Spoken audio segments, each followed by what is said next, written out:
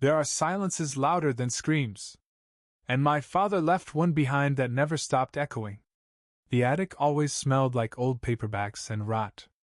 It was the kind of place you forget exists until something in the house creaks just wrong, and you feel it above you.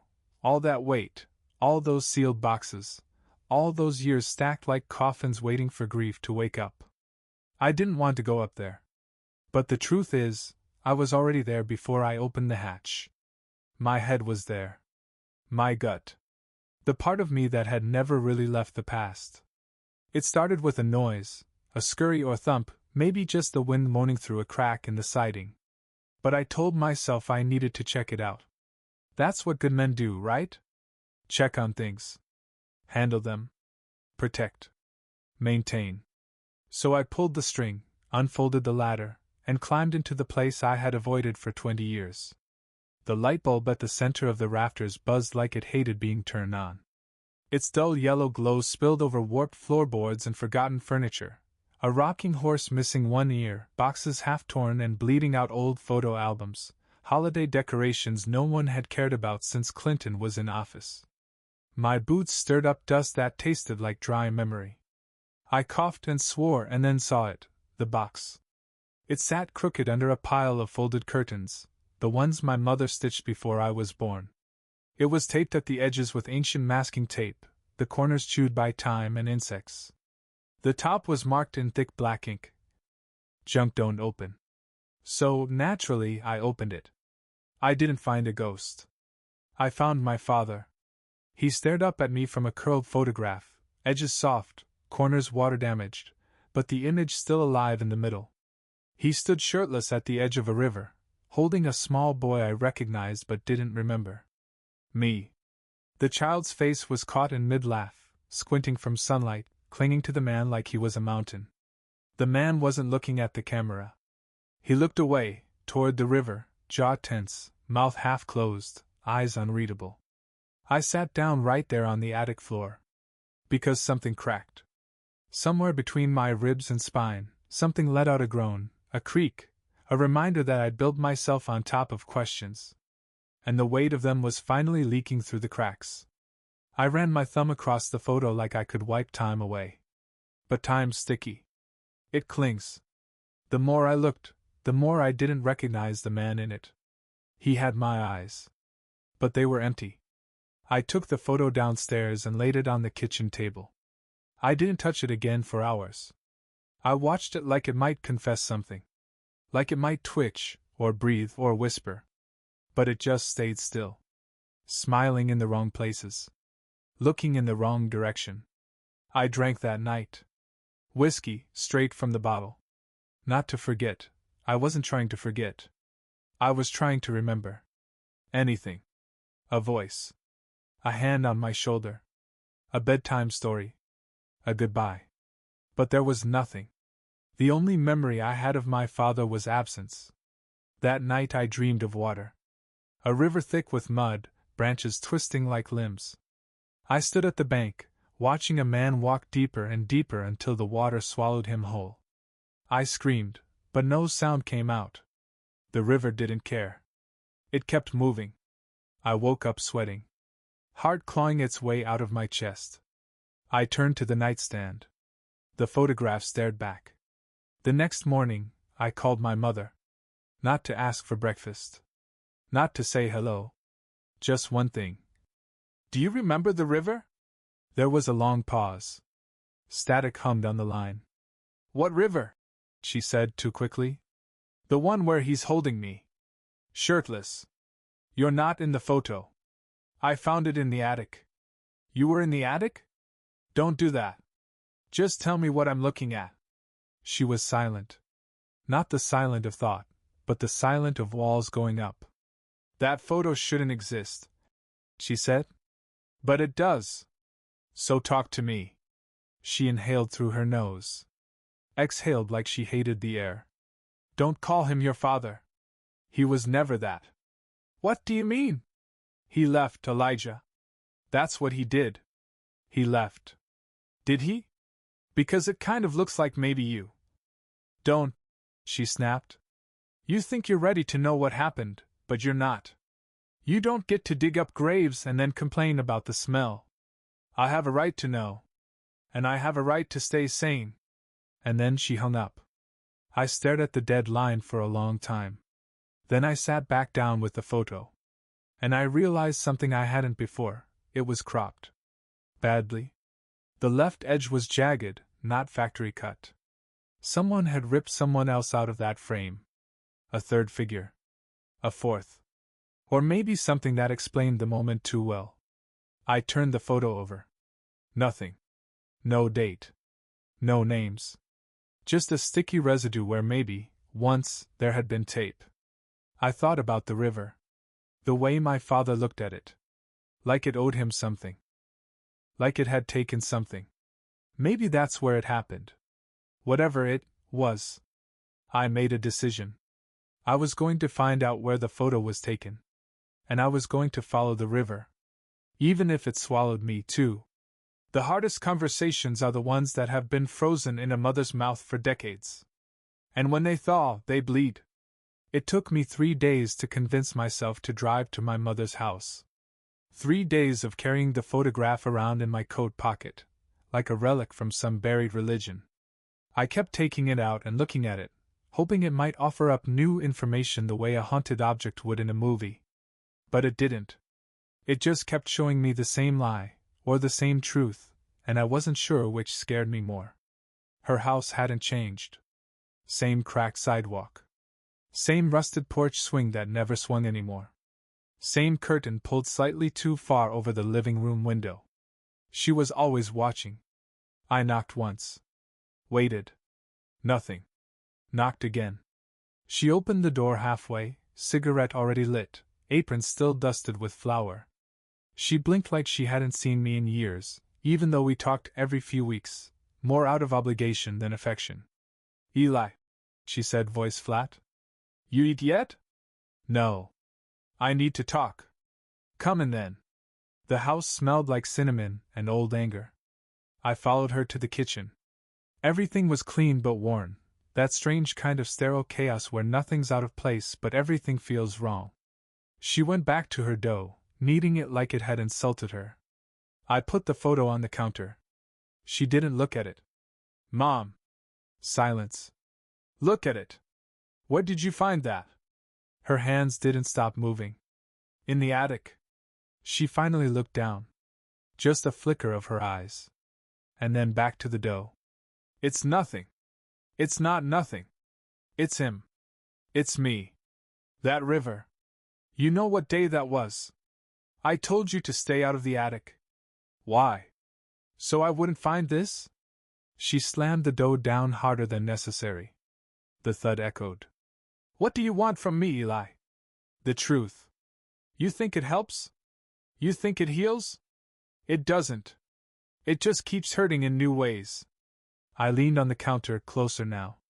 The photo between us like a wound. I think not knowing hurts worse. She lit another cigarette. Her hands were shaking now. That was the last day we saw him, she said quietly. Why were we at the river? He took you. After we fought. Said you needed time with your father. Said he was going to show you how to skip rocks. I followed him there. He didn't know I was watching. Her voice cracked. He wasn't skipping rocks. He was talking to the water. Like it could talk back. Like it was something holy. Was he high? She shook her head. No. Worse. He was himself. Completely himself.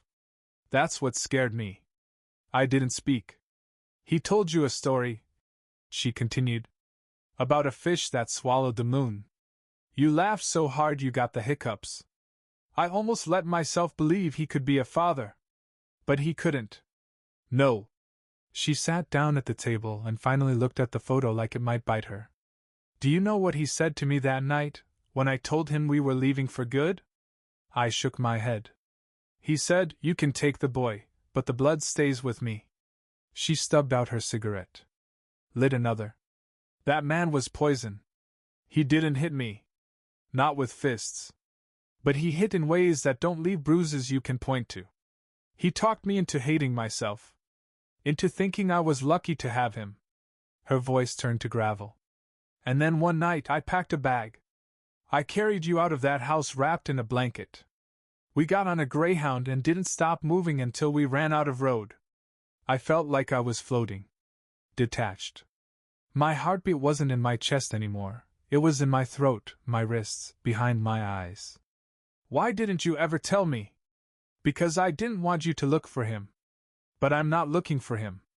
I'm looking for me. She looked up then. Tears rimmed her eyes but didn't fall.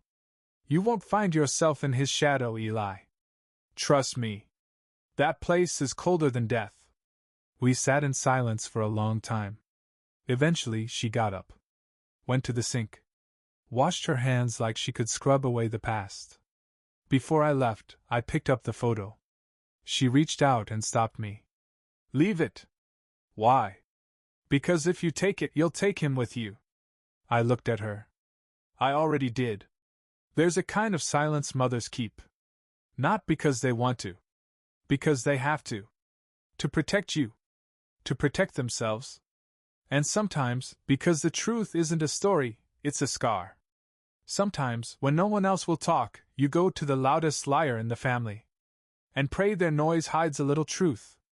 I hadn't seen Uncle Henry in over a decade. Not since the funeral of his third wife, where he cried more over the casket flowers than the woman inside. He lived out in a rusted trailer on the edge of town, behind a truck stop and 2 miles past where the road started forgetting itself. I called him twice. No answer. The third time, he picked up and said, "If this is about your daddy, bring whiskey." So I did. The trailer smelled like burnt oil, fried meat, and something faintly chemical, bleach maybe, or spilled gasoline. Henry was wearing a tank top stained with years of regret and a baseball cap turned backward. His beard was gray, long enough to be biblical, and his eyes were too clear for someone who drank as much as he claimed. "Look what the cat dragged in," he said, waving me in. "Or maybe the cat is the one you're looking for." He laughed at his own joke. I didn't. I handed him the bottle. He held it up like a trophy. "That's what I thought. Come on. Let's sit." We sat on sagging chairs out front, the sun bleeding low behind trees that never looked like they were fully alive. Henry took a swig straight from the bottle, wiped his mouth with the back of his hand. "So," he said, "you digging up bones or burying 'em?" "I found a photo," I said. "Him and me. By a river. Mom says it was the last day we saw him." Henry nodded slowly. His smile faded. "He always did love that damn river." "Why?" "He thought it could cleanse things. Like it could wash away whatever was wrong inside." "Did it?" "Hell no. Your daddy, my brother, God rest his mean soul, he was born with rot in his chest." Henry leaned forward, elbows on knees. He took another drink and looked off into the woods like they were holding the past hostage. "He was the golden child," he said. "Until he wasn't. You know that story, don't you? Daddy drank. Mama cried. Your old man learned early that charm, real charm, was louder than pain. Louder than fists. So he lied. Oh, he lied like it was a second language. Fluent in fiction.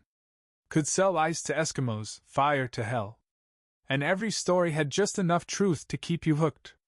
I pulled out the photo. Handed it over. Henry stared at it for a long time.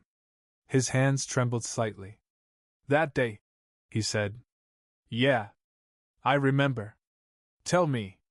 He licked his lips. Swallowed something dry. "He called me that morning. Said I'm gonna make it right. Today's the day." And for a second, I believed him. "What happened?" "He took you to the river. Told your mama he wanted to spend time with you alone. Said he was gonna show you how to be a man." "And did he?" Henry looked at me. There was pity in his eyes. Or maybe guilt. He didn't know how to be one himself. He just knew how to perform it. He handed the photo back. "You know," he said, "the story you're looking for? It's not in photos. It's not in attics. It's in the stuff nobody wrote down. The stuff everyone's too ashamed to say out loud. Then say it. Your daddy tried to drown himself that day. I froze. What? After he brought you home? After he dropped you off with your mom? He went back to that river. Stood there for hours. I found his truck parked at the edge, door open, engine off. Did he? Henry shook his head. No. He didn't. But I think something in him did die that day. Maybe the part that knew how to fight. Maybe the part that still gave a damn. I didn't know what to say. He came to my place later that night, Henry continued. Drunk. Eyes red like someone lit a fire in him. He said I tried to leave but the river spit me back out. And then he laughed. Like that was funny. He took another drink. Set the bottle down hard enough that it echoed. He left town the next day. Didn't say goodbye. Just vanished. Like a breath in winter. Did anyone look for him? Not really. Your mama wanted him gone. I figured he'd come back when he needed something. But he never did. The sky had gone dark while he spoke. Crickets started to sing. Why didn't you tell me this before? You weren't ready. Hell, maybe you still ain't. But you showed up with that photo, and I saw it in your eyes. The itch. The ache. That Mercer curse. Always needing to know. He reached into his shirt pocket, pulled out a folded slip of paper. This is an address, he said. Might be nothing. Might be everything. Guy called me a year ago.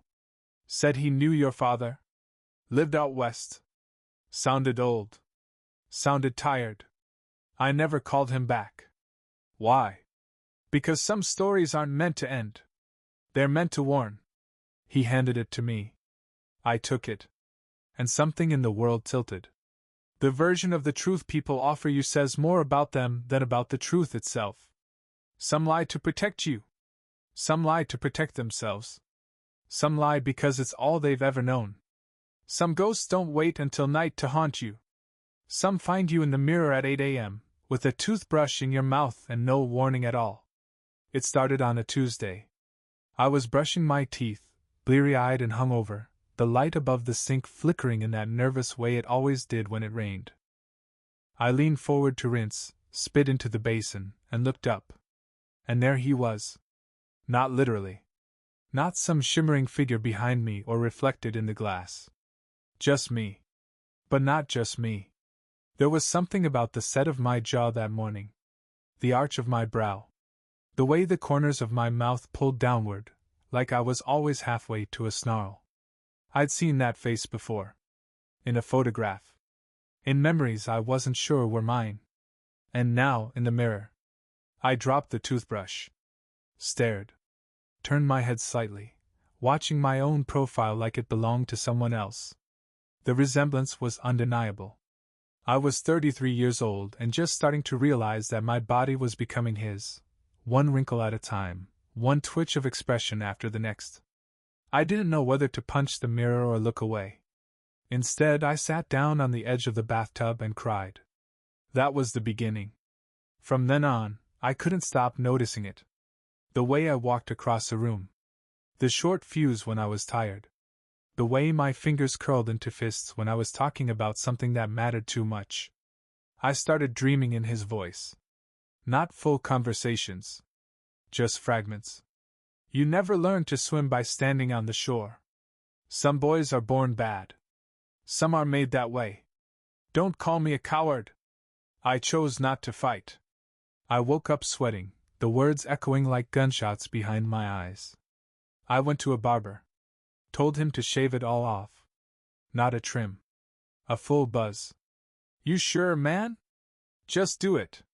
He clipped and shaved until I barely recognized myself. The skin on my scalp felt raw to the air. I looked younger. Or older. Depending on the light. That night, I stared at myself again. The hair was gone, but the eyes remained. Storm gray. Unforgiving. Mine. And his. I started pulling out old photos. Not just of him. Of me. All ages. All eras. I laid them out on the floor in the living room, lit by a single lamp. My childhood face turned to teenage years, then to young adulthood. I saw it. The slow morph. Like his ghost had been growing underneath my skin the whole time, and I'd just been too distracted to notice. I called my mother again. She didn't answer. I didn't leave a message. What could I say? Hi, Mom, it's Eli. Turns out I'm becoming the man you ran from. Just thought you should know. I hung up. Drank. Looked in the mirror again. I started avoiding reflections. Turned off the lights when brushing my teeth. Shaved in the shower by feel alone. Used my phone camera only in selfie mode for documents and checks, then quickly deleted the image. But reflections aren't just in mirrors. They're in other people. A woman I used to see bumped into me at the grocery store. God, she said, eyes widening. You still look just like your dad. I laughed. It came out bitter. You never met him. No, she said. But I remember the photo in your wallet. That same look. Same eyes. You looked up to him back then. Yeah, I said, my voice low. Back then. I started to wonder, was it in my blood, or was I becoming him because I never had the chance not to? If all you have of someone is absence, you start filling it in with pieces of yourself. And now I couldn't tell which parts of me were mine, and which parts were built in reaction to his vanishing. Sometimes I found myself repeating things he'd said. Not because I remembered him saying them, but because they came out of my mouth the same way I imagined they came out of his. You'll understand when you're older. Life doesn't care how tired you are. Nobody owes you forgiveness. Each sentence left a residue. Like old tobacco smoke and wallpaper. One night, I stood in the bathroom, lights off, only moonlight slipping through the window. I faced the mirror anyway. Watched the shadows crawl over my features. Say something, I whispered. The man in the mirror didn't answer. Because he was me. Because I was him. Because maybe I always had been. We think we inherit eye color, height, maybe a tendency toward high blood pressure. But no one tells you that you can inherit ghosts too. That they live in your muscles, your breath, your rage. And sometimes they look back at you through your own damn eyes. Some milestones feel more like landmines. You step on them thinking they mark growth, but all they do is explode what you've been trying to bury. I turned 29 alone. It wasn't a conscious decision. No dramatic refusal of party invitations. No martyrdom. I just didn't tell anyone. Not my mother. Not my friends, what few I had left. I turned off my phone. Bought myself a cheap cake from the grocery store. Left it in the box. Sat at the kitchen table for hours, watching the shadows crawl across the linoleum. That was the age he was when he disappeared. 29. For years that number had been a ghost wearing a countdown. Each birthday ticking louder in my bones. And now, here I was. The same age. Still here. Still aching. Still asking. I opened a bottle of whiskey. One I had been saving for nothing in particular. Maybe I thought one day I'd earn it, with success or forgiveness or peace. Instead, I drank it in silence. Not to celebrate. Not to mourn. Just to mark it. There was no one to call. And that, more than anything, made me feel like him. Because when he vanished, no one had called either. Maybe he had his own kitchen table. His own cheap cake. His own bottle and silence and rage and God knows what pressing on his chest. Or maybe he didn't. Maybe he was already a shadow by then. Already drifting. Around midnight, I lit the candles on the cake. Just two. A 2 and a 9, pulled from a pack I found buried in a junk drawer next to old takeout menus. The flames flickered and wavered, like they weren't sure they belonged. I stared at them. Waited. I think part of me expected him to walk in. I don't mean in some mystical way. I mean really. To open the door. Step inside. Sit across from me. Laugh at the absurdity. Look at us, he'd say. Two grown-ass men, scared of a cake. But he didn't come. Of course he didn't come. I blew out the candles. And made no wish. Later that night, I pulled out the address Henry had given me. Folded, smudged, the ink bleeding at the edges. It was out west. A nowhere town I'd never heard of. I opened my laptop. Searched the name. Found a post office, a diner, and one long stretch of highway cutting through nothing. It looked exactly like the kind of place a ghost might settle. The next morning, I looked at myself again. I was still him. Still me. But I felt something shift. Not peace. Not even clarity. Just a decision. I was going to find out if he was alive. And if he was, I was going to look him in the face and ask one question. Why? Not why he left. Not why he never came back. Just why me? Why did he make me his unfinished story? There are birthdays where you count candles. And there are birthdays where you count scars. That year, I stopped counting both. I just started walking. Some places remember pain better than people do. Walls hold grudges. Floors keep secrets. And fire, sometimes, is a form of mercy. It took me 2 hours of wrong turns to find it. The GPS had no record. The old road had no name. I had to rely on vague directions scrawled on a napkin from the diner in town, given by a woman with tired eyes who recognized my last name but wouldn't say why. The house stood alone, crooked against the horizon like it had been holding its breath for years. It was smaller than I remembered. Isn't that always the way? Childhood turns everything into a cathedral. But now, from the cracked driveway, it looked more like a wounded animal trying to play dead. The front door was boarded shut. One of the windows had been shattered and covered with plywood painted the same dull brown as the siding, as if pretending made it whole again. I stood there for a long time. Not moving. Not thinking. Just absorbing. Then I walked around back. The backyard was overgrown, but I could still make out the skeletons of old furniture. A rusted grill. A tire swing that had long since snapped from its chain. A birdbath half buried in weeds, full of mud and old cigarette butts. But it was the shed that caught my eye. Or what was left of it. Charred boards. Melted siding. A roof collapsed inward like it had tried to fold in on something too awful to hold. I stepped closer, heart pounding. The smell of old smoke still hung in the air, faint but undeniable. Someone had set a fire. Someone had wanted this part of the past erased. I crouched beside the wreckage, brushing ash off a scorched beam. Beneath it, I saw something metallic glinting. A belt buckle. Singed. Warped. It had initials on it. J.M. Jacob Mercer. My father. I held it in my hand, the metal warm from the sun but somehow still cold beneath my skin. I didn't know if he'd lost it or thrown it. Didn't know if it was meant to be buried, or if the fire had simply failed to finish the job. But in that moment, I knew this wasn't just an abandoned home. It was a confession. And it was incomplete. I sat on the back step, surrounded by ruin. Tried to picture him here. Hammer in hand. Nails between teeth. Swearing at the instructions. Building this place with the same hands that eventually let it rot. My mother once told me he'd spent 6 months designing every inch. Said he carried the blueprints everywhere. Showed them off like a baby photo. So what turned that kind of pride into gasoline and flame? Was it grief? Guilt? Or just him being him? I found a piece of the foundation cracked through the middle. Jagged. As if someone had taken a sledgehammer to it.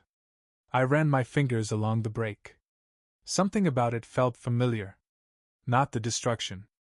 The effort behind it. That desperate need to destroy what you can't control.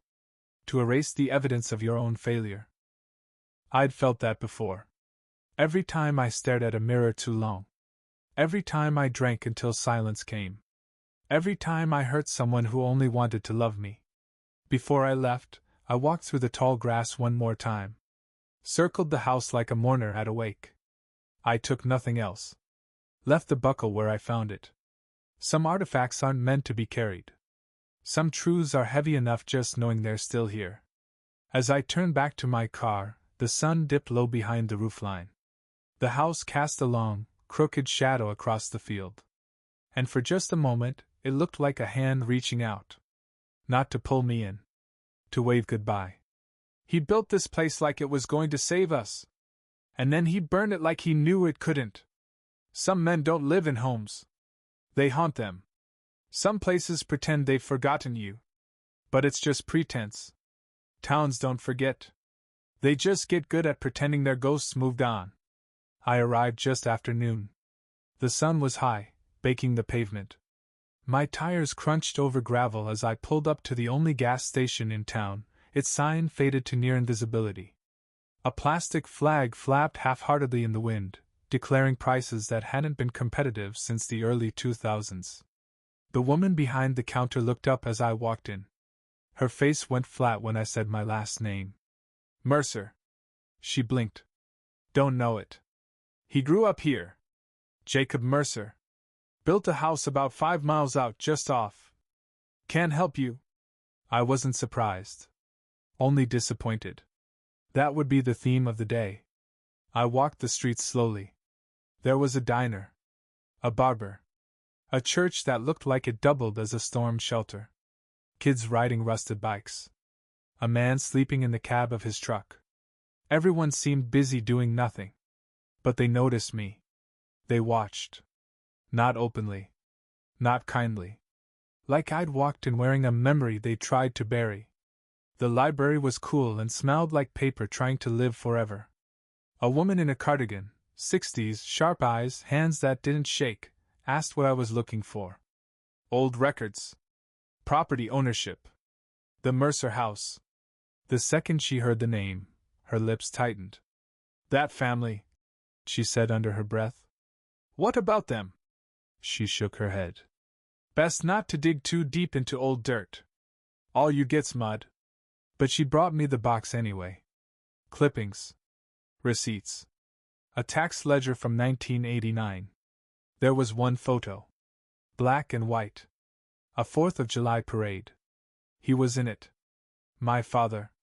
Younger than I'd ever seen him. Standing at the edge of a float, beer in hand. Smiling like nothing had touched him yet. But something in his posture looked off. Like he wasn't really there. Like he never had been. I stopped by the bar just after sundown. The place reeked of cigarettes, old fry oil, and the kind of men who believe silence is safer than storytelling. I ordered a whiskey. Neat. The bartender slid it over without asking for ID. Mercer, huh? He said. I nodded. You look like him. What do you remember? He dried a glass with exaggerated care. Trouble, he said. Trouble that dressed up nice. Your daddy had charm, but it had sharp edges. Did anyone ever look for him after he left? The man shrugged. Some people don't get searched for. They get forgotten. On purpose. I finished my drink. Left a 10 on the bar. Walked out. The stars were starting to come out. The wind carried something bitter. I stayed at the motel on the edge of town. Room 8.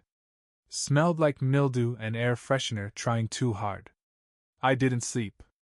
I stared at the ceiling and thought about the silence I'd found in every hallway, every gaze, every slammed door. This town knew things. It just wasn't talking. But the silence was shaped like something. Something real. Something raw. And I was going to find out what it was. Not all towns bury their dead in cemeteries. Some bury them in silence. In looks. In doors that don't open and lips that don't move. But the dead never stay buried. They just wait. Some absences are so complete, they feel designed. Like someone scrubbed the past clean and dared you to prove it ever happened. I left town early the next morning. No goodbyes. No final stops. Just me, a cup of bitter gas station coffee, and the address of the county records office 2 towns over. I wasn't ready to leave empty-handed. Not yet. There had to be something. A file. A report. A note. A question. Some trace that somebody, anybody, had once cared enough to look for Jacob Mercer. The records building was quiet.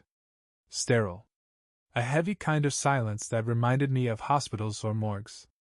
The woman at the front desk wore a pink cardigan and a guarded smile. I'm looking for any official documentation on a missing person, I told her. Jacob Mercer. Disappeared around 1994. No one's seen him since. She nodded slowly. Tapped something into her terminal. Relation? Son. She looked at me for a long second. Then stood. Follow me. She led me down a hall that smelled of ink and cardboard. The archives room was a windowless vault lined with file cabinets and metal shelves. A fan buzzed in the corner, barely denting the heat. Everything sorted by year, she said, pointing. If he was reported missing, you'll find it in those.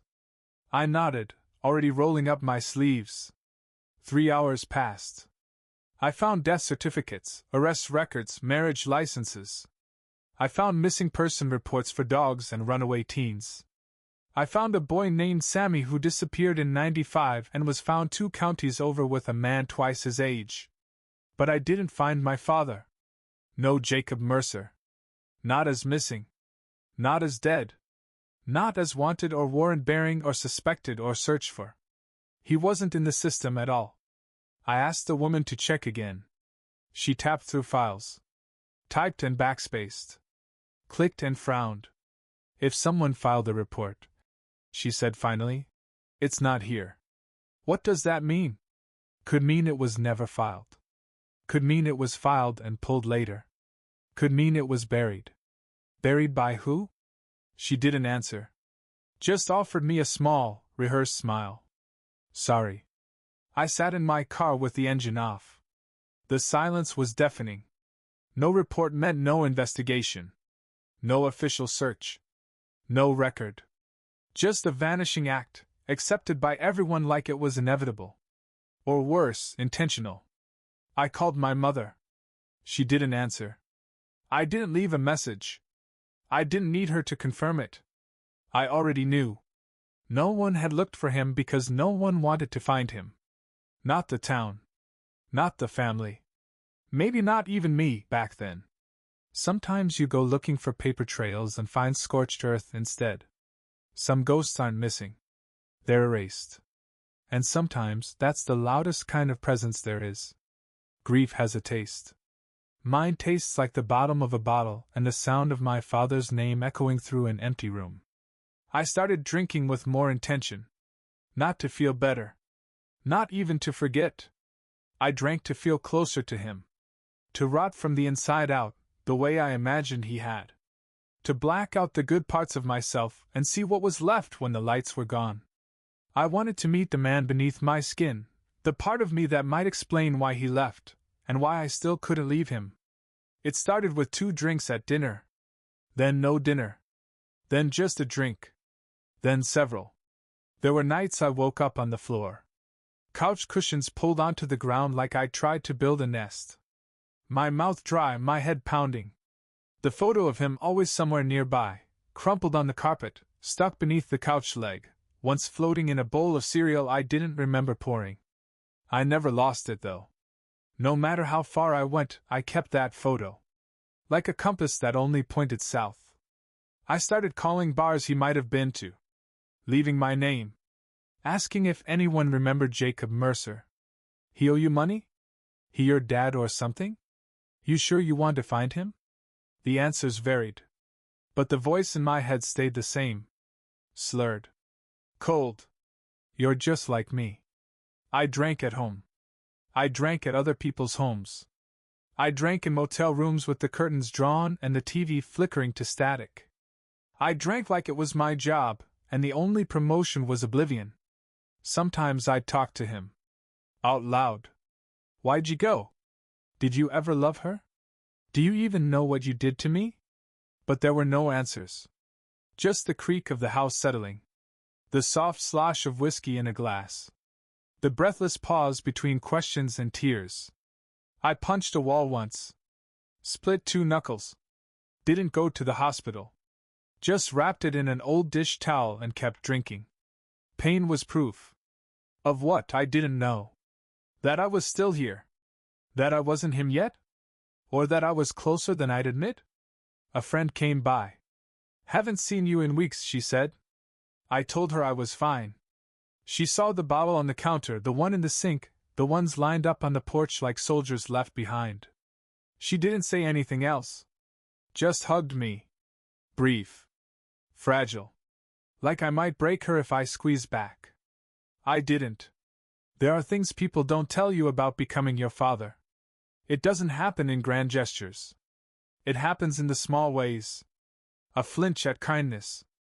A laugh that turns mean halfway through. The way your voice drops when you say I'm fine and know you're lying. It's slow. It's quiet. It's lethal. And it's lonely. I drank to hear his voice. To taste his bitterness. To make sense of his silence. And all I found was myself, asking the same questions he never answered. There's a difference between forgetting someone and realizing they were never real to begin with. I stopped looking for him in the usual ways. No more records offices. No more bars. No more addresses scribbled on napkins. But that didn't mean I stopped. I just turned the search inward. Because the more I chased his ghost, the more I started to see what I was really after wasn't a man. It was a story. A version of him that made sense of me. I went through the photo albums again. Every box. Every drawer. Not for evidence, but for absence. And I found it. In the way his name was never written on the backs of pictures. In the way no one ever smiled quite right when he was in the frame. He was a gap. A glitch. A placeholder. Someone who'd stepped into our lives wearing a mask made of promises, then left before it melted. I asked myself a question I'd been afraid to consider. What if I made him better than he was, just to survive what he really was? Because what child wants to believe their father is a villain? It's easier to believe they were misunderstood. Hurt. Broken in a way that made them incapable. But the truth I kept circling around was this. He chose to vanish. And everyone else chose to let him. Even me, in my own way. I started writing him letters I never sent. Dear Dad, if I can even call you that. Dear Ghost. Dear man who gave me nothing but his shadow. I burned some. Buried others. Left one in the river where that old photo was taken, letting it float away like it might find him. But even that felt performative. Because somewhere deep inside, I didn't believe he existed anymore. Not as a person. As a myth. I looked in the mirror again. Still saw him. But I also saw something else. Me. A man who hadn't run. Who stayed and felt every inch of pain, even when it was unbearable. A man trying to love people without poisoning them. A man still standing, still questioning, still bleeding but refusing to rot. That wasn't him. That was me. So I made a decision. To let the version of him I'd been chasing finally die. To let the lie go.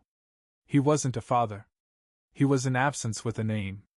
And I don't need that name anymore. You don't always get closure. Sometimes you get clarity. And sometimes, clarity means realizing the only way forward is to stop dragging a lie behind you. That was the last day I called him Dad. And the first day I called myself enough.